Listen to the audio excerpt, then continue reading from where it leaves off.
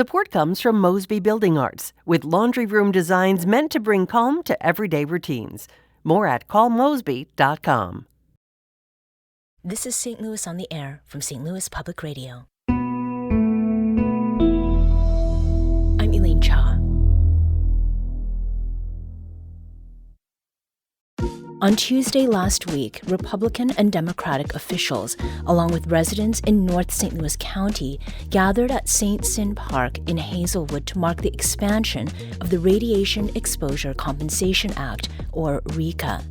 It was a landmark moment for people living near the Westlake landfill and Coldwater Creek and have spent years raising alarm about the high number of illnesses associated with radiation exposure. Health impacts have ranged from cancer to organ failure, and activists have contended those sicknesses point back to actions taken more than 50 years ago by the federal government, which dumped radioactive waste from the Manhattan Project throughout the St. Louis region. Don Chapman and Karen Nickel are co-founders of Just Moms STL, a group started 12 years ago to advocate for restitution and cleanup of their communities. They join us now to share what this moment means. Don and Karen, welcome back to the program. Thank you. Nice to be here. Now, I mentioned that the Radiation Exposure Compensation Act, or RECA, this, for the first time, is a program that includes several zip codes throughout the St. Louis region, 21 of them. Where were you when you got the news, and what was your first reaction, Dawn? So we had spent days watching very closely as this big bill was making its way through. We had heard that RECA was in the big bill on the Senate side. It had to survive the vote-a-rama, so we were up all night watching it, and then it hit the House, and we were up that night as well watching it. So for 2.5 days, we didn't sleep. We just babysat our bill and eagerly waited to make sure it survived. And it was just a moment when we found out it survived. It was kind of shocking. Mm-hmm. And when you say we, I mean, were you, Dawn and Karen, together? Were you?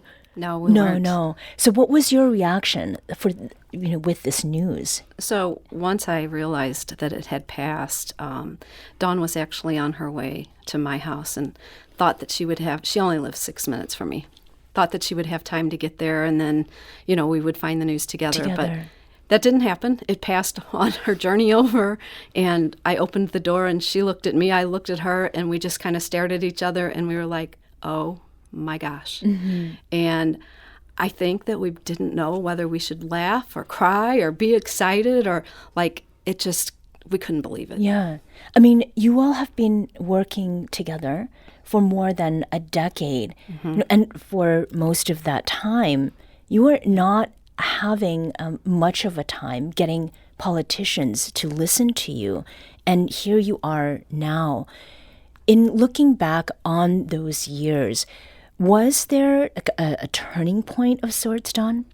I think the turning point for us would have been when the school district sent out a letter basically warning parents living around Westlake that there could be an event at the landfill that could be catastrophic and that they needed to prepare the kids and whatnot and make sure that, if that happened, that they were, as families prepared and that the district was prepared. It became real then.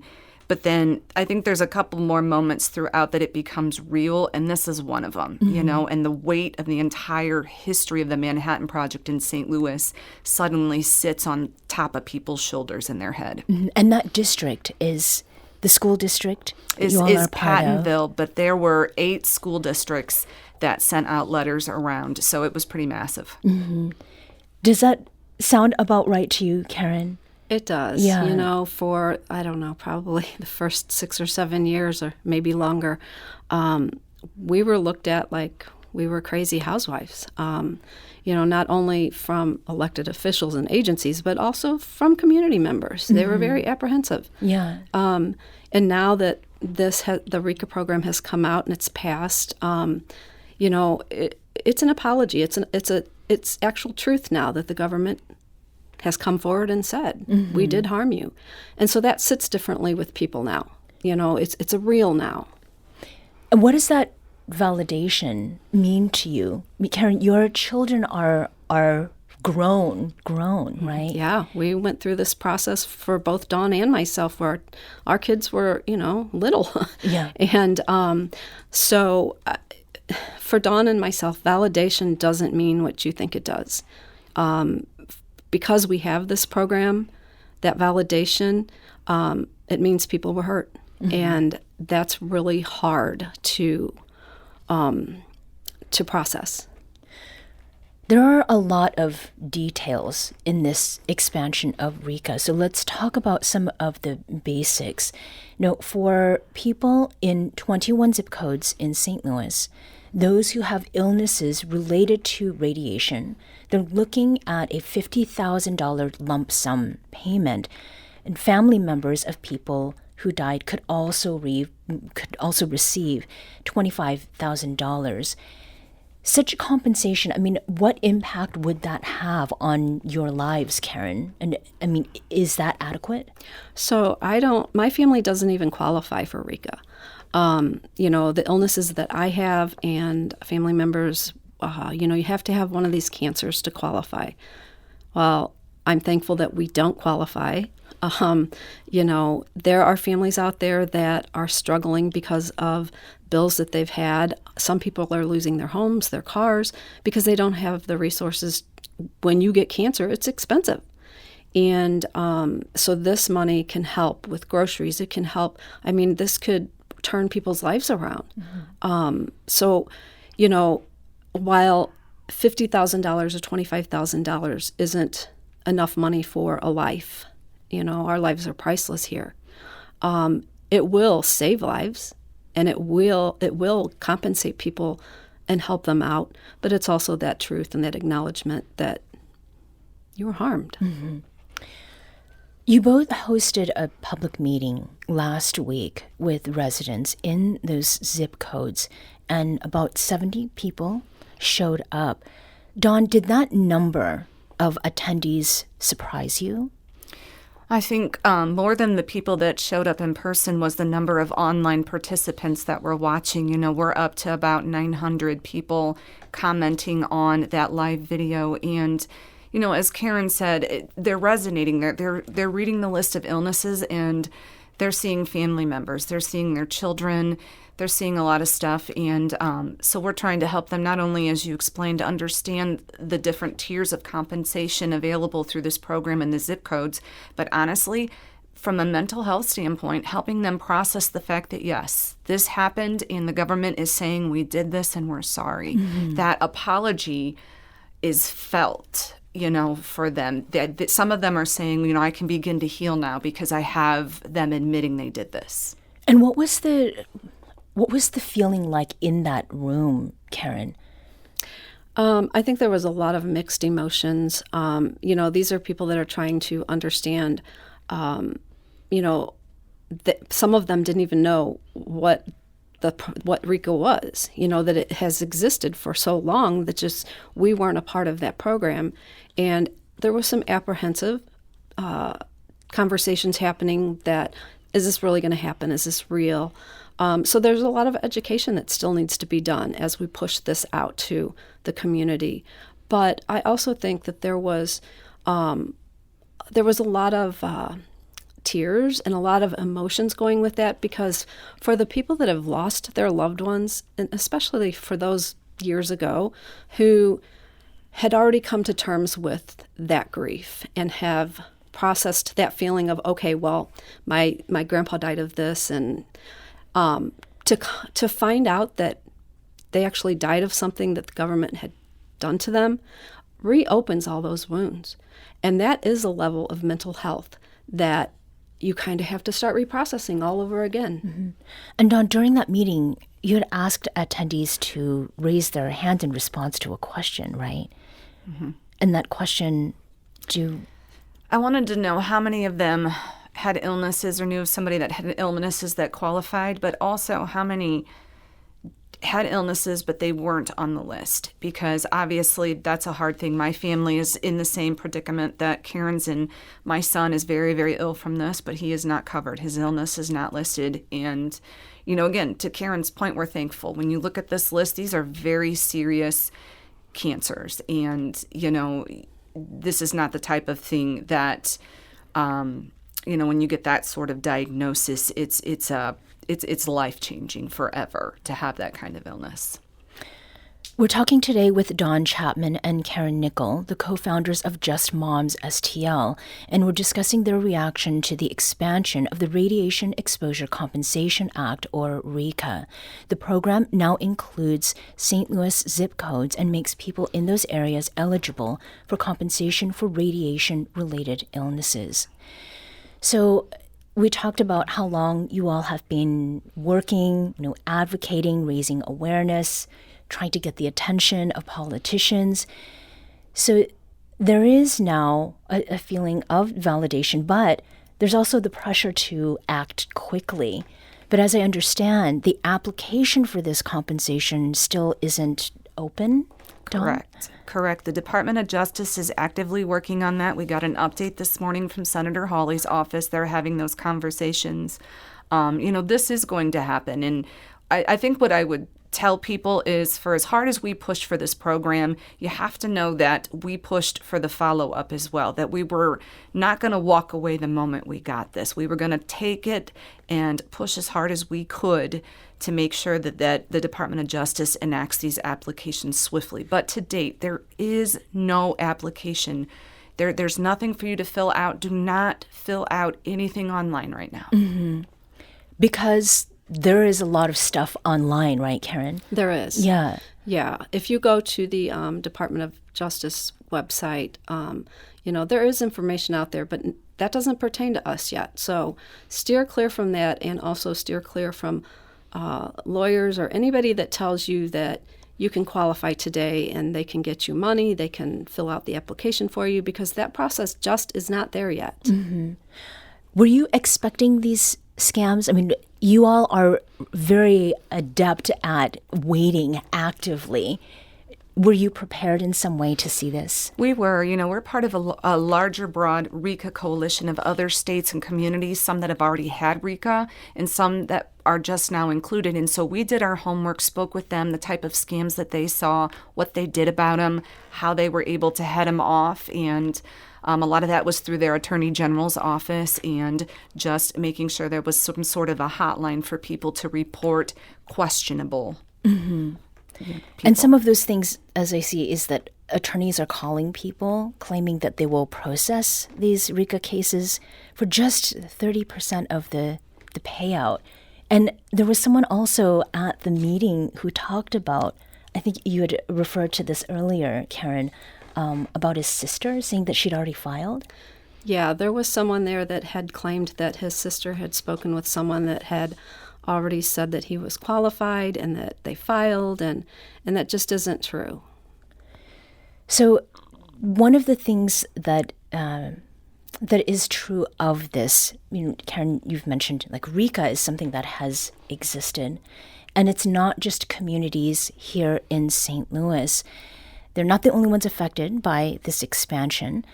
At the press conference last week, you were joined by members of the Navajo Nation, including Maggie Billaman.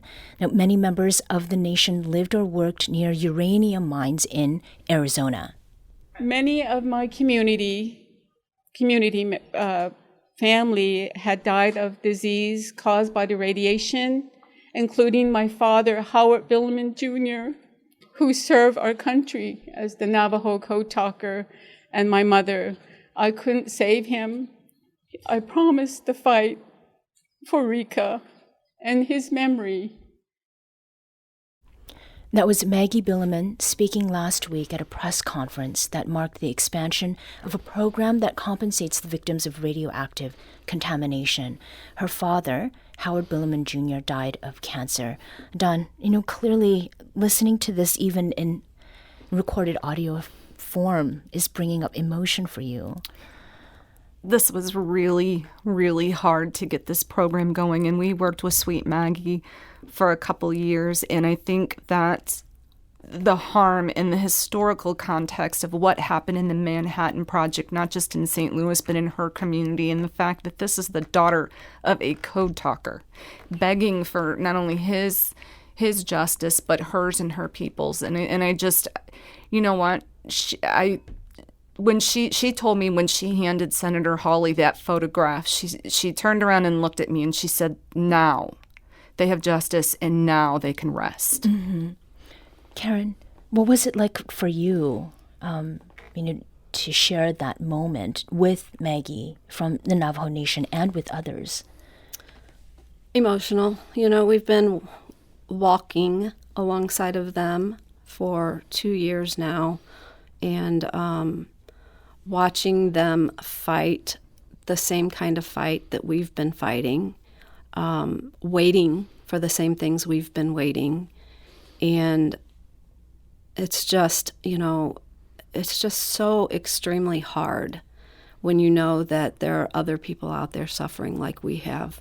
And sometimes it's in a much more difficult kind of suffering. Mm-hmm. There was so much at stake for the passage of this program, not just St. Louis, but as we got to know Maggie and the Navajo Nation and President Nygren and all the other communities, the weight of every meeting, of every trip to D.C. we took, 10 trips last year, we're not just carrying St. Louis on our shoulders, we're carrying their weight. We were able to get there more often than they were, so we were having to speak with their folks, their elected officials as well, and educate them, and it just, you don't want to let the daughter of a Navajo code talker down. Mm-hmm. I wanted this for not just St. Louis, but her so bad. Mm-hmm. We have Jerry, who's calling from O'Fallon with some personal insight. Jerry, welcome to St. Louis on the Air. Thank you. I spent 30 years in living in two of the zip codes, and I've lived in a third for about 23 years now. In addition, I worked in and around Lambert Field for most of my career. I had 14 years ago, I endured two cancers, the cause of lymphoma and kidney cancer, and both have been associated with exposure to radioactive and or heavy metal pollutants. And fortunately, I did survive those. One was a very rare mantle cell lymphoma. About 6,000 or 7,000 cases a year in the world are diagnosed, and 3 months after I was, a neighbor kid from my original neighborhood was diagnosed as well. But I do want to point out that having worked around Lambert, probably going back 40 years, there used to be a Corey League field adjacent to, I guess, the west or northwest end of Lambert, and overnight that was nothing was ever said or publicized about it.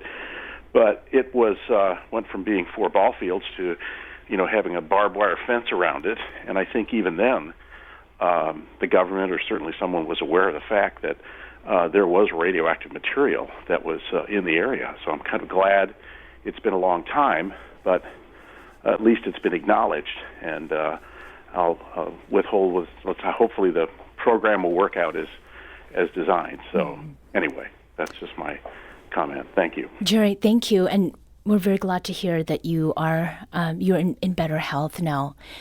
So these kinds of observations that people have made over time, the lived experiences they have, the expansion of RECA is one very positive step forward. But what is it that comes next? Because you all are not done, right, Karen? We are not done.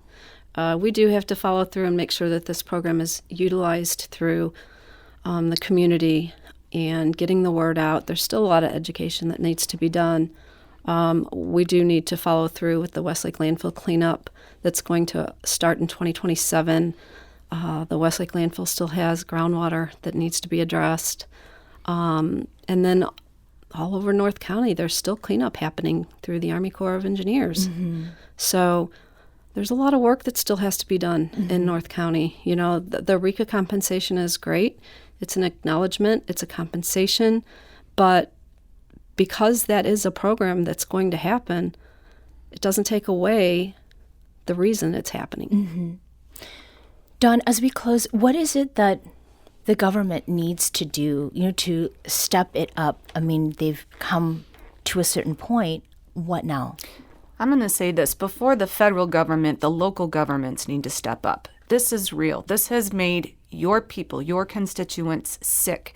And you need to get out there and you need to help us reach these people, because we've carried this as Just Moms STL as two moms. We've carried this now for 13 years. Now that you have documentation this is real and it has made your people sick, you need to finally stop being afraid to talk about this. As that gentleman just referred to, everybody who played on that field should have known that that's why it was closed, but they didn't. Mm-hmm. Enough of the secrecy. Help us get the word out. Help us get these people the help they need. What could they do, these local officials? So we're creating a website that is generic that anybody can share, that's going to help people figure out how they can get access to the type of documentation they're going to need to be able to prove that. You can help share that. You can host meetings. We will be happy to come and speak at any town hall anybody hosts. But they need to use their current elected platform to send out any sort of newsletter or anything and mention it and talk to the constituents within their base. Yeah. Get it out there. Don Chapman and Karen Nickel are two of the co-founders of Just Moms STL. Karen and Don, thank you so much for joining us, and congratulations on this step in the process. Thank you. Thank you. We need to take a quick break. When we come back, we'll talk about what it took politically to arrive at expanding the Radiation Exposure Compensation Act to include Missourians. This is St. Louis on the Air on St. Louis Public Radio.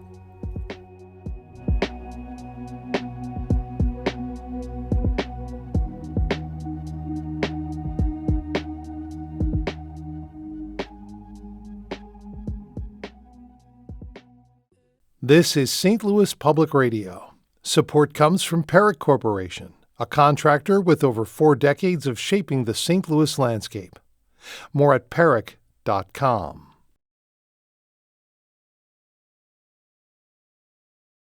Welcome back. I'm Elaine Cha. On July 8th, Republican U.S. Senator Josh Hawley gave a victory speech marking the expansion of the Radiation Exposure Compensation Act, or RECA.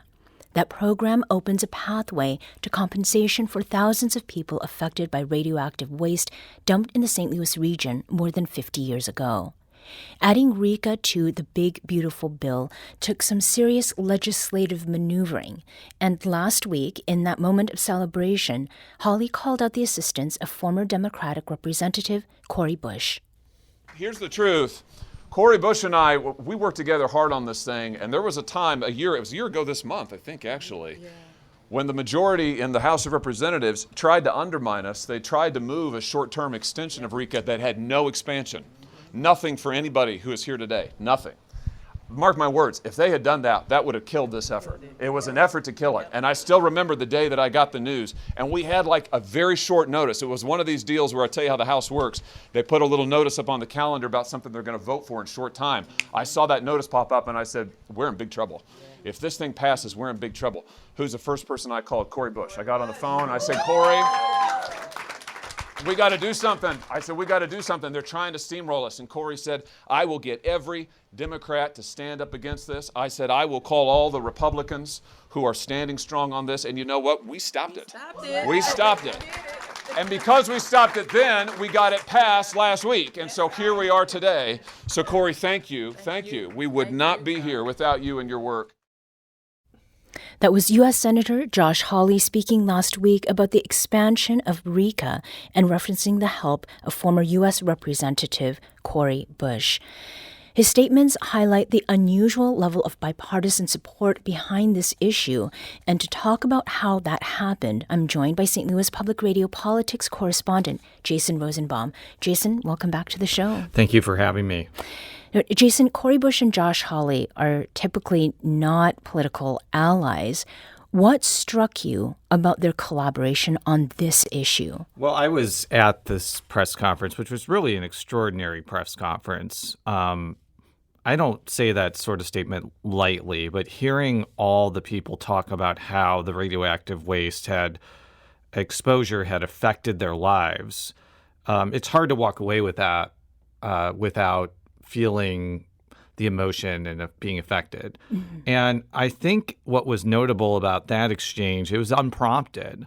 Like, Josh Hawley didn't have to do that and say that, but I think that him talking about the ideologically diverse coalition that got this across the finish line really showcased just how popular this idea and how needed this idea was. Like having everybody from Paul Gosar, who's probably one of the most right-wing congressmen from Arizona, to former Congressman Cori Bush, who's part of the squad supporting this. I don't think you can get more bipartisan than that. What do you think accounts for that? Well, I think that there's a couple of things. For the left, it's environmentalism and the fact that all this radioactive waste was strewn across the country, either in a situation like in St. Louis where it was just dumped indiscriminately, or in the American West where it was like the byproducts of nuclear weapons testing.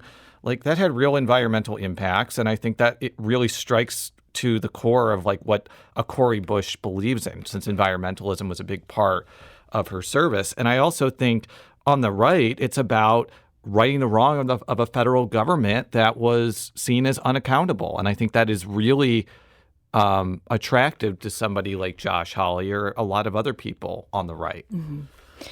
There is another perspective on this, Jason, and it involves the One Big Beautiful Bill. Illinois Representative Nikki Buzinski told STLPR that expanding RECA was a backroom deal to get the needed votes to pass a very controversial piece of legislation. Now, Buzinski suggested that Missouri was included in RECA and Illinois was not, as part of that legislative deal-making. Does she have a point, Jason? I'm sure she does. I mean, when you're talking about something as enormous as the Big Beautiful Bill, there's certainly a lot of thought processes that go along with it. I don't think that diminishes the importance of getting this passed, though. And I understand that there's a lot of mixed feelings about this. Like, there are a lot of controversial things in the Big Beautiful Bill, especially involving Medicaid, that a lot of the people that were standing behind Josh Hawley do not like. But I think that what Josh Hawley said, and I think he's correct on this, is his view was like the way this was going to pass was being attached to something that was going to pass. And I think especially when it got the support, especially someone like Lisa Murkowski of Alaska, this was probably going to be the vehicle that was going to get something like this across the finish line, because doing it as a standalone bill just didn't work. It just didn't pass that way. And sometimes as a legislator, you got to think strategically. And I think that's what Josh Hawley did. Mm-hmm. Well, Hawley previously expressed pretty deep skepticism about the legislation and had things to say about cuts to Medicaid that would cause harm to his constituents, people who would lose health coverage, the closure of rural hospitals. But he ends up voting for this. I mean, as far as that goes, what were you hearing from people? What was your sense of whether people felt like the decision he made was one that in the long term is best for the greatest number of people? So what he has said to me and to also St. Louis Public Radio's Sarah Fenton is that he still doesn't like the fact that the medical provider tax is going to be restricted heavily in 4 to 6 or 7 years. And that's what the biggest Medicaid cut are being referred to when we talk about this. Mm-hmm. He says he's going to try to undo it. I don't know if he will. He has a few years to try. I don't know if that's going to be sufficient to the people who felt like the Big Beautiful Bill wasn't worth passing. I know he's engendered a lot. I know he's encountered a lot of criticism for making the statement about how he wasn't going to vote for any sizable Medicaid cuts. But at the same time, he has kind of a pathway or desire to try to reverse the worst of them. I'm not saying it's going to be easy, but I also don't think it's impossible, especially if there's a Democratic Congress and a Democratic president in 2029 when the biggest cuts are going to go into effect, or you have a Republican president that doesn't support the medical provider tax cut. So that's a complex, convoluted answer to your question, Elaine, but I think to sum it up, yeah, he's facing criticism for it. And he says he's going to try to reverse the worst of the cuts. We'll have to see if he can follow through on that. Mm-hmm. Is there a future, you think, for more bipartisan action on this issue such that there is an expansion, again, of RECA to include places like Illinois? Yeah, when the Democrats retake the House, like they're expected to next year, I think that's a good opportunity for someone like Nikki Budzinski to get that past the finish line. I don't think Josh Hawley would be opposed to that. But I also think that there's going to have to be a change in political leadership for something like that to occur based off her statements and based off my own back of the napkin calculations. But even Josh Hawley said this is not the end of adding places to RECA. And I asked him specifically about Illinois, and he's more than amenable to that. Mm-hmm. I want to end with a question that sort of brings us back to people again. What was it that struck you about the presence, that is, of members of the Navajo Nation?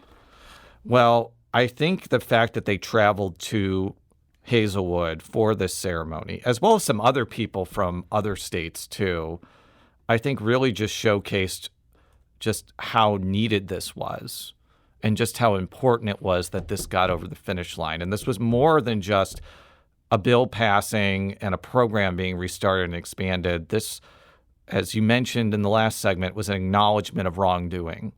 And I think it was important for not only people from the St. Louis region to be there, but from a lot of different parts of the country. It was really powerful.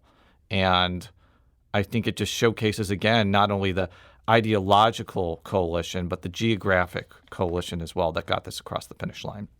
Jason Rosenbaum is STLPR's politics correspondent. Jason, thank you so much for talking with us today. Thank you.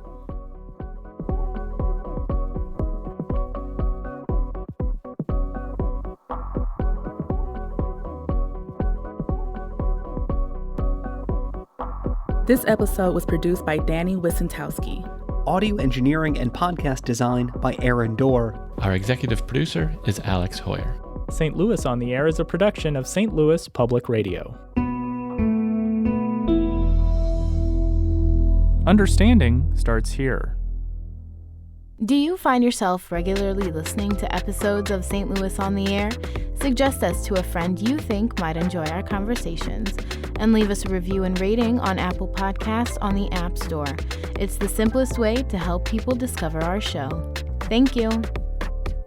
St. Louis Public Radio is a member-supported service of the University of Missouri St. Louis.